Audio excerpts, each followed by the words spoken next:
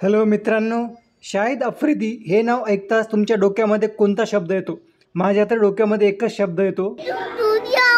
ह्या बिनडोक शाहिद आफ्रिदीने परत एकदा आपल्या अकलेचे तारे तोडलेले आहेत.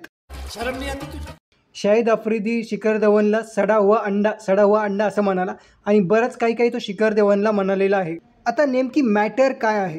WCL म्हणजेच world championship of legends he tournament तुम्हाला माहिती असेल. या टुर्नामेंटमध्ये प्रत्येक कंट्रीचे, प्रत्येक देशाचे रिटायर्ड क्रिकेटर्स आहेत ते खेळतात आणि याच टुर्नामेंटमध्ये इंडिया आणि पाकिस्तानची मॅच होणार होती 20 जुलैला इंडिया आणि पाकिस्तानची मॅच होणार होती. WCLच्या मॅनेजमेंटने इंडिया आणि पाकिस्तानची मॅच ठेवलेली होती.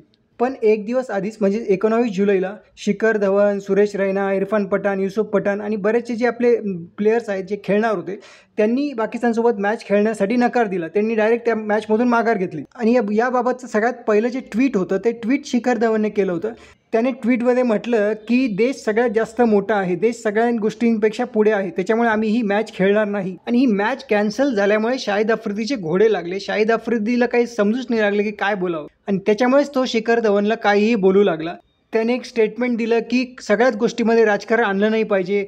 खेळ जो आहे स्पोर्ट्सला राजकारणापासून वेगळं ठेवलं पाहिजे. इंडियाच्या बाकी प्लेयर्सला ही मॅच खेळायची होती पण शिखर धवनमुळेच ती मॅच कॅन्सल झाली. शिखर धवन हा एक सडावा अंडा आहे ज्याच्यामुळे सगळी टीमसुद्धा त्याच्यासारखीच वागू लागली. खरं तर हा शाहिद आफ्रिदी नेहमीच काही ना काही बरळत असतो. पहलगाम हल्ल्यानंतरही तो बिनडोक सारखा बोलत होता.